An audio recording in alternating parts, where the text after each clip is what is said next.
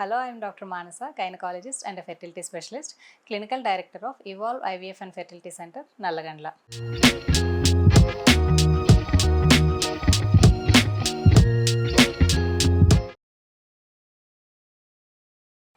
ఇప్పుడు నేను డిస్కస్ చేయబోయే టాపిక్ మిత్స్ అబౌట్ ఐవీఎఫ్.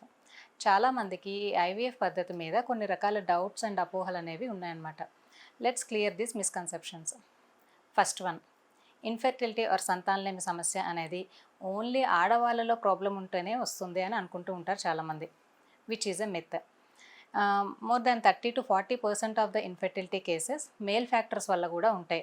అంటే లో స్పర్మ్ కౌంట్ వల్ల కానీ, స్పర్మ్ కదలికలు సరిగా లేకపోయినా, క్వాలిటీ సరిగా లేకపోయినా కూడా ఇన్ఫెర్టిలిటీ ఇష్యూస్ వచ్చే అవకాశం ఉంటుంది. సో ఒక కపుల్ ప్రెగ్నెన్సీ ప్లాన్ చేసుకోవాలి అనుకున్నప్పుడు వైఫ్తో పాటు హస్బెండ్కి కూడా ఎవాల్యుయేషన్ అనేది చేయడం తప్పనిసరి. అండ్ సెకండ్ వన్, ఏజ్ ఎక్కువగా ఉంటేనే ఈ ఇన్ఫెర్టిలిటీ ఇష్యూస్ వస్తాయి అని అనుకుంటూ ఉంటారు.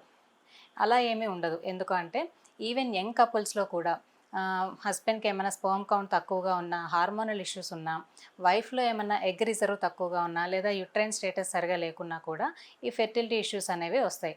సో ఈవెన్ యంగ్ కపుల్స్ కూడా ప్రెగ్నెన్సీ ప్లాన్ చేసుకునేటప్పుడు, అంటే ఈవెన్ అరౌండ్ 25 ఇయర్స్ అట్లా ఉన్నా కూడా ప్రెగ్నెన్సీ ప్లాన్ చేసుకునేటప్పుడు ఒకసారి మీరు ఫెర్టిలిటీ డాక్టర్ని కన్సల్ట్ అయ్యి మీ ఫెర్టిలిటీ పొటెన్షియల్ అనేది తెలుసుకోవటం వలన ఉపయోగం ఉంటుంది.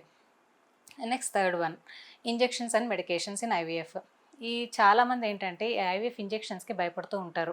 ఈ ఇంజెక్షన్స్ ఆర్ మెడికేషన్స్ వల్ల వెయిట్ గెయిన్ అవుతాము, వీటి వల్ల సైడ్ ఎఫెక్ట్స్ చాలా ఉంటాయి, లేదంటే క్యాన్సర్ లాంటి ఇష్యూస్ ఉంటాయి లాంగ్ టైంలో అని అనుకుంటూ ఉంటారు, విచ్ ఈజ్ ఎ మిత్. యూజువల్గా ఏంటంటే మనం ఈ ఐవీఎఫ్లో ఈస్ట్రోజన్, ప్రొజెస్ట్రాన్ లేదా గొనడోట్రోఫిన్ లాంటి ఇంజెక్షన్స్ ఇస్తూ ఉంటాము. ఈ ఇంజెక్షన్స్, ఈ హార్మోన్స్ అనేవి న్యాచురల్గా మన బాడీలో ఉంటాయి. బట్ ఇవి ప్రెగ్నెన్సీని సపోర్ట్ చేసే మోతాదులో లేకపోవటం వలన మనం ఐవీఎఫ్ పద్ధతి ద్వారా సప్లిమెంట్స్ లాగా బాడీకి అందజేస్తున్నాం. సో వీటి వల్ల ఎటువంటి సైడ్ ఎఫెక్ట్స్ అనేవి ఉండవు అండ్ లాంగ్ టర్మ్ ఎఫెక్ట్స్ అస్సలే ఉండవు. ఎందుకంటే ఇవి షార్ట్ డ్యూరేషన్ ఆఫ్ యాక్షనే ఉంటుంది వీటిది. అండ్ ఇవన్నీ government approved drugs. Next one, twin pregnancies. చాలామంది ఏంటంటే ఐవీఎఫ్ ప్రెగ్నెన్సీస్తో ట్విన్ ప్రెగ్నెన్సీస్ వస్తారు అనుకుంటారు, which is also a myth. According to government guidelines, IVF పద్ధతిలో మనం ఎంబ్రియో ట్రాన్స్ఫర్ చేసేటప్పుడు యూజువల్గా 3 ఎంబ్రియోస్ అనేవి ట్రాన్స్ఫర్ చేస్తూ ఉంటాము. ఇలా చేసినప్పుడు 60-70% ఆఫ్ ద కేసెస్లో సింగిల్టన్ ప్రెగ్నెన్సీ వచ్చే అవకాశం ఉంటుంది. అండ్ అలానే 5-10% ఆఫ్ ద కేసెస్లోనే ట్విన్ ప్రెగ్నెన్సీ వచ్చే ఛాన్స్ ఉంటుంది. ఇంకా 1-2% ఆఫ్ ద కేసెస్లో ట్రిప్లెట్స్ వచ్చే ఛాన్స్ ఉంటుంది. సో ఇలా ఒక ఎంబ్రియో అతుక్కుంటుందా, 2 అతుక్కుంటాయా, లేదా 3 ఎంబ్రియోస్ అతుక్కుంటాయా అనేది ముందే ప్రెడిక్ట్ చేయడం అనేది ఉండదు.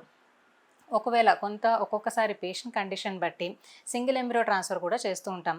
అలాంటి కండిషన్స్లో సింగిల్టన్ ప్రెగ్నెన్సీనే పాసిబిలిటీ ఉంటుంది. And next one, failures and success rates in IVF. ఒకసారి చాలామంది కపుల్స్ ఒకసారి ఐవీఎఫ్ ఫెయిల్ అవ్వంగానే ఓకే మాకు ఇంకెప్పటికీ ప్రెగ్నెన్సీ రాదు, ఇంకొకసారి ఐవీఎఫ్ చేసుకున్నా నెక్స్ట్ ఇంకా ఏ ట్రీట్మెంట్ తీసుకున్నా కూడా పాసిబిలిటీ ఉండదు, ప్రెగ్నెన్సీ రాదు అని డిసప్పాయింట్ అవుతూ ఉంటారు, విచ్ ఈజ్ ఎ మిత్. ఒకసారి ఐవీఎఫ్ ఫెయిల్ అయినా కూడా నెక్స్ట్ టైం ఫెయిల్ అవుతుందనేమీ ఉండదు. మళ్ళీ సెకండ్ టైం అండ్ థర్డ్ సైకిల్లో కూడా పాసిబిలిటీ అనేది ఉంటుంది. ఒక్కొక్కసారి ఈవెన్ ఐవీఎఫ్ ఫెయిల్ అయినా కూడా కొంతమంది కపుల్స్ న్యాచురల్గా కన్సీవ్ అవుతూ ఉంటారు.